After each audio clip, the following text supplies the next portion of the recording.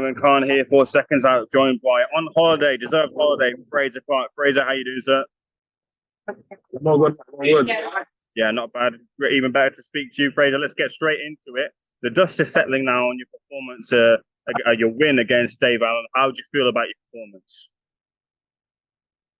Yeah, you know what? After I didn't watch it back till a couple of days ago. Before that, I just listened to the noise off social media. I thought, oh my God, did I box that bad? But after watching it back, I don't think I did at all. I think I took them to pieces, if I'm honest. Obviously, the low blows took a lot of attention, a lot of shine off the win. But like I said, he was play acting on quite a lot of them, if I'm honest. And I seen him on his social media today, so that only one actually hit him low. So, you know, you take what you want from that. But I definitely think, you know, it's a good performance, an improved performance after Marius Watt won. But I still see there's lots and lots to improve on and miles to improve. So, yeah, I think I'm in a good place. Why do you think you're getting a lot more scrutiny than other heavyweights are? Is it because of your Olympic background? Yeah, it's the Olympic background. It's the fact that I'm in the public eye a lot more than the rest of them. My profile's probably a little bit bigger than the rest of them. Through doing the commentary stuff, through being with Sky, through being the boxer, the boxing they've given me. So, you know, I'm always going to get the scrutiny from people. It's something I've just become immune to now. I've become cold to it. So, you know, listen, I don't not see it, and you know, sometimes it is a bit disheartening. Then, you know, when I speak to the people that matter and they're honest with me, people do still tell me, you know, you still need to improve. There's things you can improve on, and these are people that I listen to. The people that are close to me. But at the same time, we see the progression. We see that I'm building slowly but surely. You'll obviously be doing your work in the background, in the gym, in the ring, preparing for your fights. How close to the full article did we see of yourself in the ring against Dave Allen as to the one that is in the gym working hard? I still think we have another 50% to go. I really do.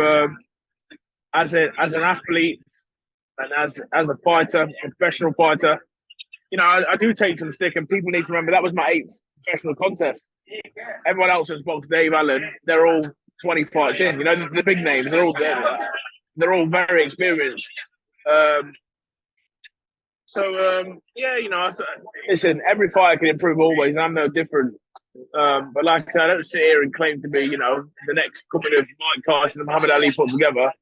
I'm just myself. I love my job. I love what I do. Some people enjoy it, some people don't. But guess what? You know, that's up to them. You and Dave are two thoroughly, you know, you're gentlemen. And I'm not looking to stir the pot between you two, but you two settled in terms of what happened in the ring a little bit afterwards as well.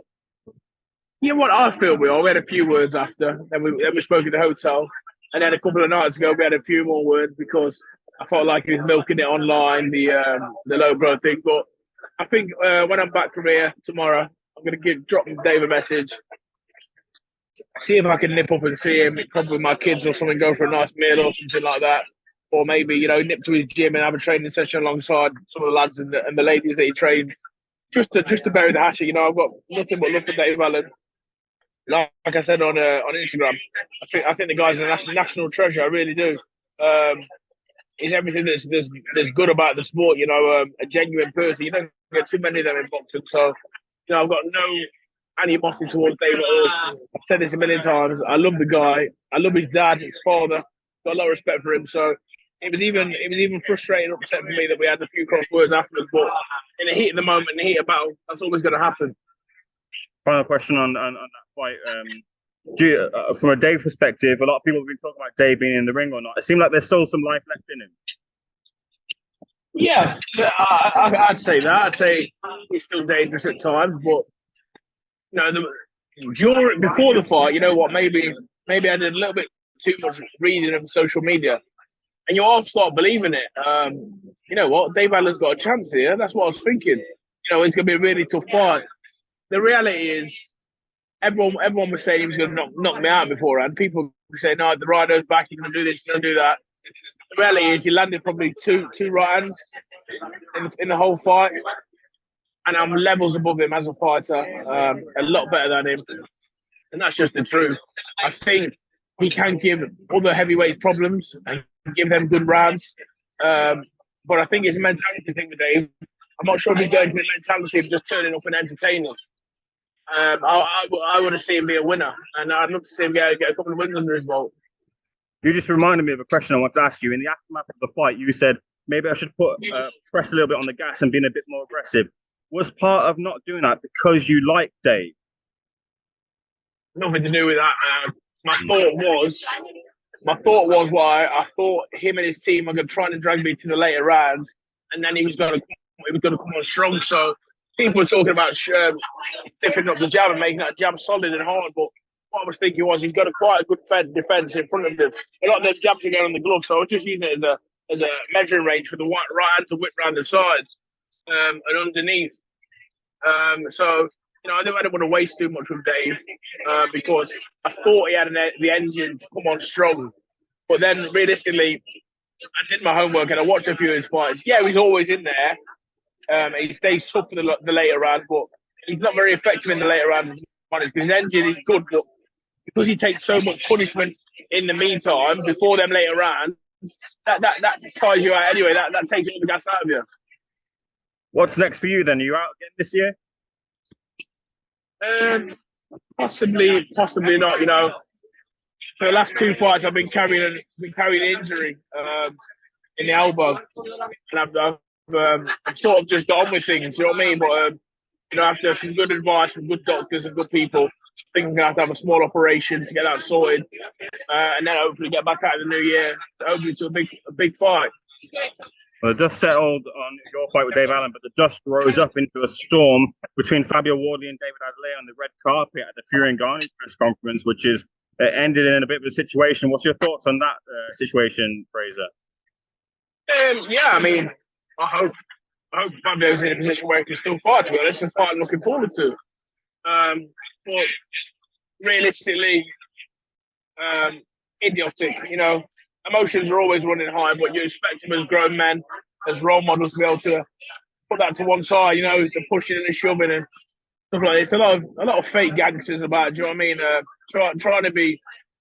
Trying to make a name for themselves. I'm not talking about Dave and David Adeleye and Fabio. Everyone wants to be the pie, and everyone wants to be involved. Everyone wants to be the P Diddy to the biggies, you know what I mean? And come from the background and sort of be involved. So they probably egged it up, stirred it up.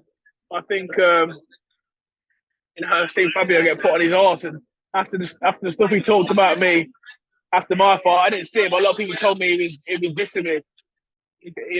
Maybe he should just keep quiet in future because he just got put on his arse off one of David Adelaye's friends. So maybe he should keep quiet. But listen, sticks and stones and this and that, and it's hard to fight up, I suppose. They're both only usually get mentioned and views when they start trying to run me down. So they probably done something to get the popularity together and boost it up for this fight. But I think they've done that tremendously, and I'm interested in it now. Like I was anyway, but I'll be ringside there, ready to watch in Saudi. You've got a unique perspective on this because you are a fighter, and also you've been peacemaker too in situations like that. What would you have done if you were in Fabio's shoes? No, listen, when someone shoves you like that, you have to react, Fabio's a grown man, so you have to react. But, he just showed me. I listened to his thing before on IFL TV about, that Coogan did the episode about when you talk about your life and stuff and this and that. And he said that he'd been in a few altercations on the street and this and that, and he helped his dad once upon a time. You can't lie to us, mate. That's bullshit. Listen, if you've ever been about that life, then you can't be running forward in a fight like that when people are throwing punches at you. Running forward, your chin hanging out. So I don't really think it's about it. I think he told a few porkies in the IFL interview one time. But yeah, he's probably a bit all over the place, a bit rattled off the push. And he's reacted how he's reacted. Would you still want to take the fight in that situation? Yeah, he still, as long as the cut's all right, he can train properly. Then yeah. Even more reason to take the fight, isn't it? I'd be pissed off. So you want to get your hands on the fella that's got something to do with it. At the same time, I'd be looking to chin the fella that hit me as well. I don't like people having one up on me. But, listen, it was all in the heat of the moment. the promoter's probably like that, rubbing his hands together. They'll probably have a little talking to off the board or whatever. But it wasn't too bad. I wasn't there. I only seen what I seen on the camera, so it wasn't the end of the world. It's just a little bit of argy-bargy. Yeah, not the best situations at all. But if you're looking at this in the context of a fight and quote unquote art of war, is David Adeleye one up on Fabio heading into this fight? Nah, it means nothing. It means nothing. When you get in the ring, it's just you and him, innit? Do you know what I mean? His entourage isn't with him, so it means nothing. I think if I was Fabio, I wouldn't even let it bother me mentally. You got caught off a shot, you ran in with your chin up, you got put on your arse, that's what happens. A couple of final topics to touch on, Frazer, and I'll let you enjoy the rest of your holiday. This Fury and Ngannou fight, any interest? Do you think we'll see the undisputed fight soon? I hope so. I haven't got too much interest in this one. The only interest I have in it is Tyson Fury, and he's and the way he promotes the fight and the way he sells the show, because he's great at that. But as for the fight, no real interest. The undisputed fight, I want to see. I think now's the time to have it. If I was Fury, I'd be begging for it. I've seen a lot of not chinks in Usyk, but I think he definitely slows down a bit. And I think if you're going to take, if you're being strategical about it, now's the time.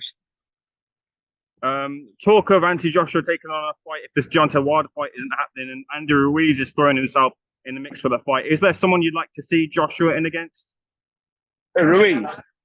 The talk of maybe other fighters too. No, fuck Ruiz. He already fought him. I want to see him fight Wilder. I want to see him fight Wilder or Fury. That's it, really, isn't it? Do you know what I mean? Who else is there? That's the only fights I want to see, AJ, Wilder or Fury. And Zhang Joyce 2 rematch is coming up soon. Do you think Joyce can do anything to overturn the defeat last time round? I'd like to think so. I think it'd be difficult for him. But I'm behind Big Joe, I think he's going to be very clever, use his brain. I know that's not something Joe's been strongly, known for doing, but I think he's a bit more cautious, which will hopefully let him get into the later rounds, which will hopefully allow him to use his strengths, be his engine and his punch output. But can't be taking that back during the meantime. Last thing I want to touch on, a close friend of yours, someone who considers you a mentor, Niall Farrell, will be fighting tonight, but he's told me that you've given him a lot of advice. What do you think how high is the ceiling for someone like Niall Farrell? I think Niall Farrell should dream big, because you know what, he's got all the attributes. He's got a great following. And I'm gutted that I'm here, because if I wasn't here, I'd be there watching him. Nice, genuine lad, lovely family. Just been boxing forever, all the family box, they're proper people.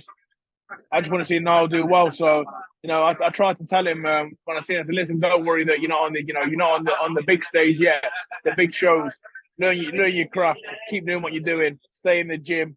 That'll all come for you, because I think you'll get to the stage with Niall Farrell on these small little shows where he's selling them out that much. Big promoters will take notice, and hopefully his performance will also live up to that. Big up Wacker Farrell, always a good friend of mine, always had a lot of time for the kid, and always on the end of the phone for him, so I hope he does well. Frazer, really appreciate you giving time. Thank you for the seconds out. Enjoy the rest of your holiday.